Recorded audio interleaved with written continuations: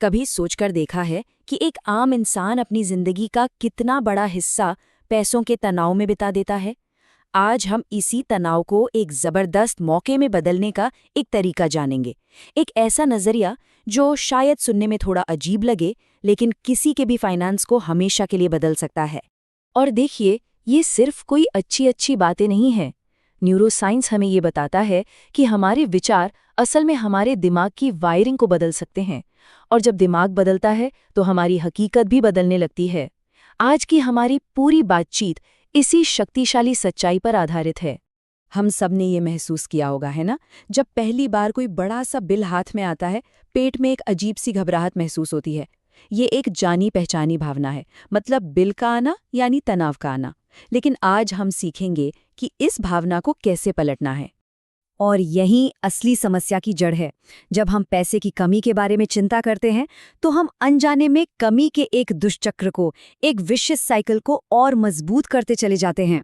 ये एक ऐसा जाल है जिसमें हम फंस जाते हैं, और ये नेगेटिव भावनाएं हमें फाइनेंशियल फ्रीडम तक पहुंचने से रोकती हैं। तो सवाल ये है कि इस चक्रव्यूह को कैसे तोड़ें? जवाब हमारे दिमाग में ही छिपा है। हमें समस्या से हटकर समाधान पर ध्यान लगाना होगा, और ये समाधान एक जानबूझकर किए गए मानसिक और भावनात्मक बदलाव से ही शुरू होता है। इसे ऐसे समझते हैं, अभाव की सोच यानी स्कार्सिटी माइंडसेट हमेशा कहता है मेरे पास कभी पूरा नहीं पड़ेगा। वहीं दूसरी तरफ समृद्धि की सोच वेल्थ माइंडसेट कहती है मेरे पास जो कुछ भी है उसके लिए मैं शुक्रगुजार हूं, और मुझे पता है कि और भी आएगा। हमारा लक्ष्य बस इसी बदलाव को लाना है, अपने अंदर की आवाज को बदलना है। अच्छा, अब एक ऐसे आइडिया के लिए तैयार हो जाइए जो शायद सुनने में थोड़ा सा अजीब लगे। क्या हो अगर हर बिल असल में एक छिपा हुआ मौका हो, एक मौका अपनी सोच को बदलने का और अपनी जिंदगी में और ज्यादा पैसा आकर्षित करने का? तो चलिए एक ऐसा खेल खेलते हैं जो शायद आपके फाइनेंस को हमेशा के लिए बदल दे। इसके लिए किसी बोर्ड या पासे की जरूरत नहीं है, बस एक कलम और थोड़ी सी कल्पना चाहिए। ये आसान है, मजेदार है और बहुत ही ज्यादा शक्तिशाली भी। तो ये रहे 4 सिंपल से स्टेप्स।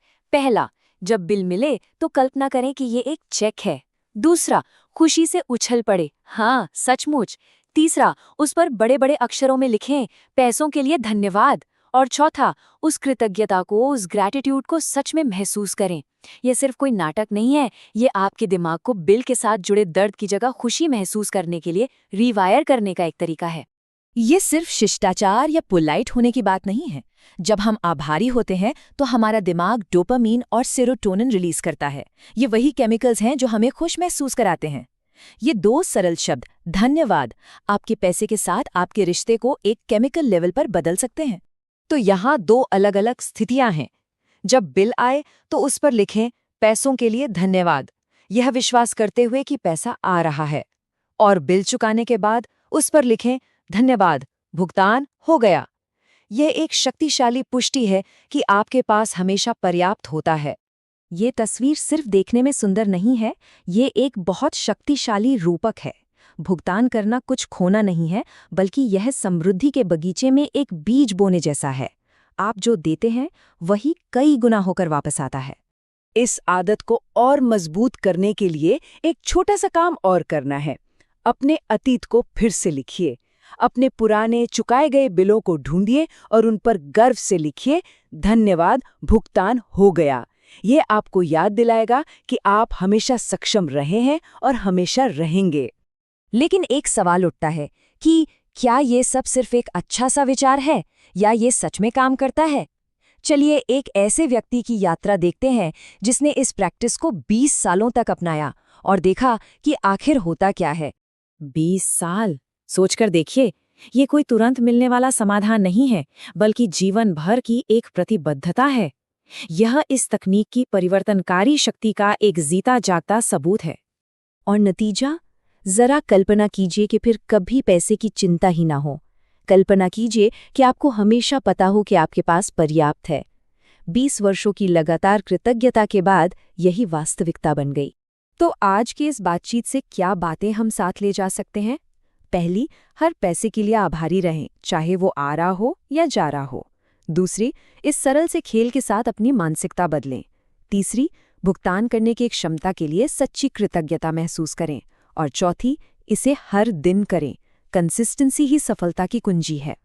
तो अगली बार जब हाथ में कोई बिल आए तो याद रखिएगा, ये कोई बोझ नहीं है, ये एक अवसर है। एक अवसर आभारी होने का, समृद्धि को आकर्षित करने का और अपनी वित्तीय किस्मत को अपने हाथों में लेने का। चुनाव आपका है।